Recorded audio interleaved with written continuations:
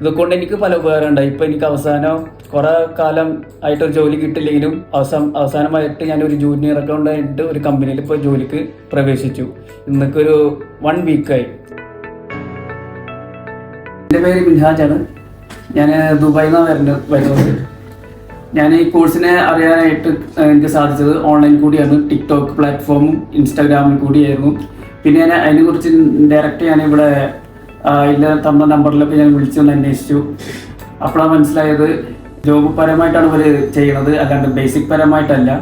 ഞാൻ ബേസിക് പരമായിട്ട് പല സ്ഥലത്തും ഞാൻ അറ്റൻഡ് ചെയ്തിട്ടുണ്ട് ട്രെയിനിങ്. പക്ഷെ എനിക്കതൊരു വലിയൊരു പ്രയത്നമായിട്ട് കിട്ടിയില്ല.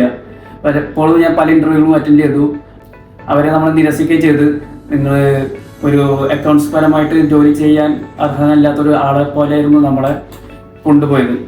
അവസാനമായിട്ട് ഞാൻ ഇവിടെ വന്നിട്ട് ചേർന്നപ്പോഴാണ് ഇതിനെക്കുറിച്ച് മനസ്സിലായത്, എങ്ങനെയൊക്കെ നമുക്ക് ജോബ് ചെയ്യേണ്ടത്. അതിനെക്കുറിച്ച് എനിക്കിവിടെ ഇവിടുത്തെ ട്രെയിനേഴ്സ് തന്നെ നമ്മളെ ഹെൽപ്പ് ചെയ്തിരുന്നു, നല്ല സപ്പോർട്ടീവായിരുന്നു. അതുപോലെ നമ്മൾ 4 കമ്പനീസിൻ്റെ വർക്കാണ് നമ്മളിവിടെ ചെയ്തുകൊണ്ടിരിക്കുന്നത്. Manufacturing, trading, service, construction. അതുകൂടാണ്ട് അഡീഷണൽ വർക്കുണ്ട്.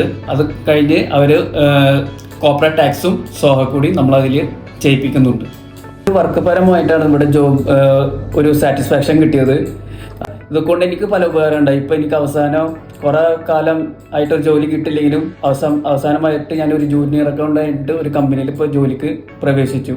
ഇന്നൊക്കെ ഒരു 1 വീക്കായി ഞാൻ ജോലിക്ക് ജോയിൻ ചെയ്തിട്ട്.